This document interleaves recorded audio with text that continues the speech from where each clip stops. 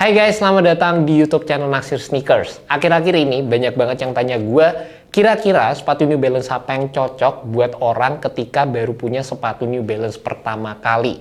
Nah, di tangan gue ini adalah salah satu sepatu yang bakal gue rekomendasiin ke kalian. Sebenarnya kalau menanggapi pertanyaan tadi, jawabannya adalah tergantung budget sih. Ada yang punya budget 3 jutaan, ada yang punya budget 2 jutaan. Tapi menurut gue, ini bakal jadi salah satu sepatu entry level yang harganya juga menurut gue tuh paling reasonable, dimana sepatu ini jual dengan harga Rp1.499.000 aja. Ini adalah sepatu New Balance 574 edisi grade A, dan kita bakal kulik nih guys, seberapa bagus sepatu ini. Salah satu alasan kenapa gue ngerekomendasiin sepatu ini buat kalian yang mungkin baru pertama kali pengen punya sepatu New Balance adalah secara looks-nya ini bisa dibilang sepatu yang kelihatan klasik banget.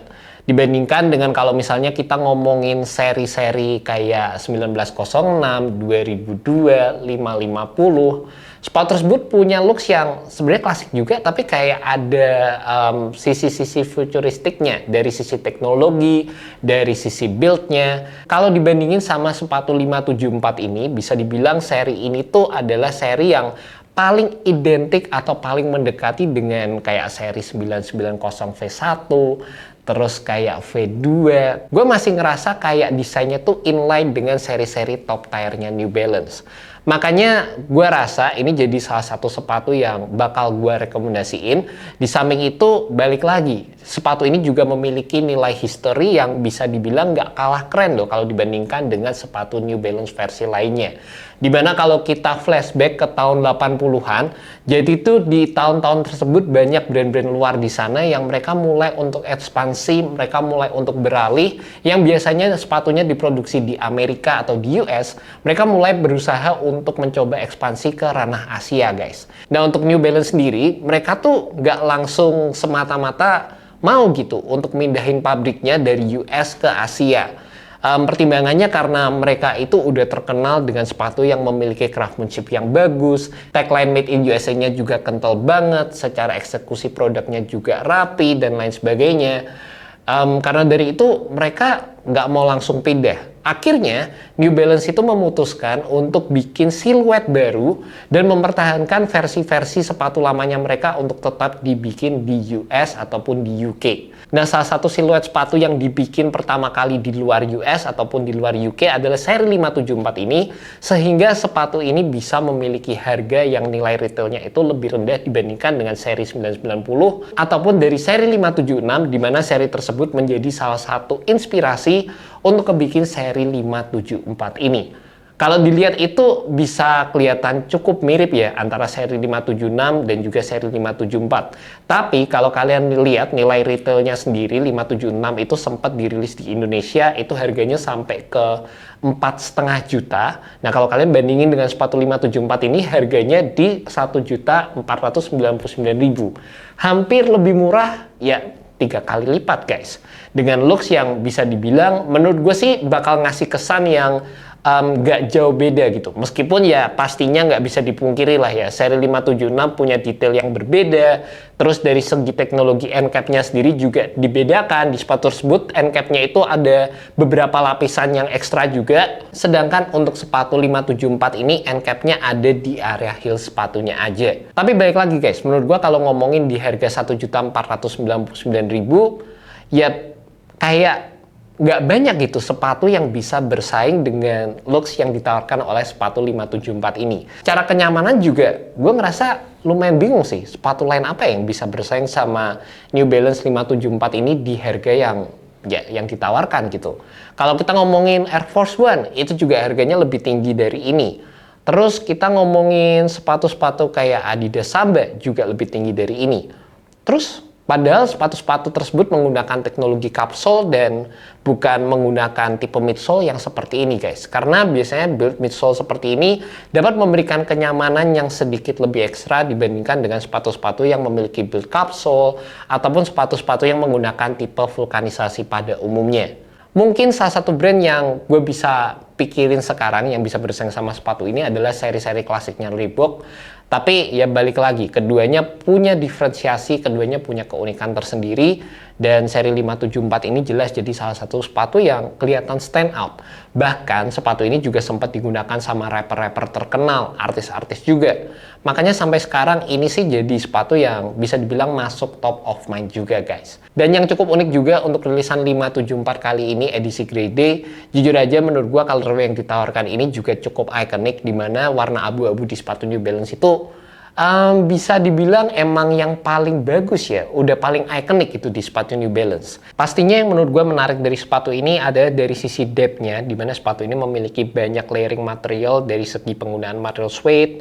Terus yang di bagian atas ini kayak ada material tekstil yang berasa kayak fleece gitu loh guys. Jadi kayak lumayan unik gitu. Baru pertama kali gue nemuin sepatu New Balance yang pakai material sejenis ini. Di bagian belakang di sini ada penggunaan material leather, ada implementasi dari leather build-nya juga di area logo. Dan secara overall menurut gue colorway yang ditawarkan untuk versi 574 grade D kali ini bisa dibilang jadi colorway terbaik juga dibandingkan dengan rilisan grade D lainnya di tahun 2024. Dan juga salah satu hal yang cukup stand out di sepatu ini, ternyata sepatunya itu made in Indonesia guys.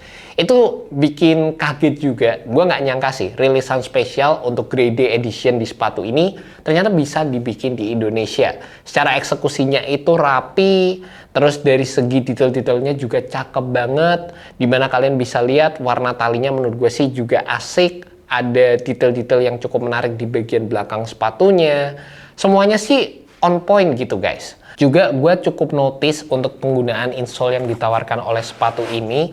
Ternyata insole-nya itu berasa lumayan fluffy dan lumayan soft juga.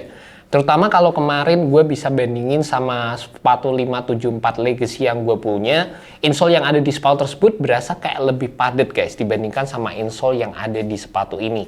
Jadi secara keseluruhan ini lumayan ngasih stepping comfort juga ya sewaktu pertama kali gue pakai sepatu ini. Cuma mungkin untuk insole yang ditawarkan ini juga bukan insole yang bakal ketahanannya itu atau durability-nya cukup panjang. Jadi ini lama-lama bisa bottom out juga guys. Dan juga buat kalian penasaran sama sizingnya, menurut gue sih sepatu New Balance 574 ini fitnya itu true to size. Dan juga buat kalian yang punya kaki lebar, kalian juga bisa beli true to size di sepatu ini. Salah satu hal yang perlu kalian take note juga sewaktu pakai sepatu ini, area depannya tuh berasa agak tumpul gitu di depan. Dan itu menurut gue sih jadi salah satu bagian yang jujur aja bikin gue lebih prefer ke versi 574 Legacy dibandingkan dengan versi 574 yang biasa seperti ini. Cuma ya balik lagi lah ya, ini sudah jadi salah satu ciri khas untuk sepatu versi 574 yang reguler seperti ini. Dan kalau kita ngomongin dari sisi kenyamanannya, menurut gue sih sepatu ini basic aja. Di sini ada penggunaan end-cap cushion yang dikombinasikan dengan EVA foam, berasa standar aja seperti sepatu klasik pada umumnya. Dan ini juga bakal jadi salah satu sepatu yang cocok untuk digunakan sebagai sepatu daily guys. Secara untuk bagian bawahnya juga berasa tebal, dan juga di sini kalian bisa lihat ada logo dari New Balance di area heel sepatunya. Pola traction seperti ini sih menurut gue bakal awet banget, dan teman-teman gue tuh juga sempat beberapa ada yang punya versi 574 ini udah dipakai bahkan mungkin lebih dari 5 tahun gitu, kondisinya masih bener-bener awet guys. And that's about it guys, initial review untuk sepatu New Balance 574 grade D.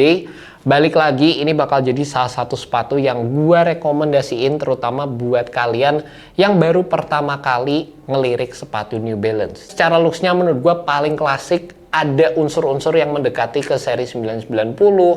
Terus ya secara nilai historinya juga nggak kalah keren.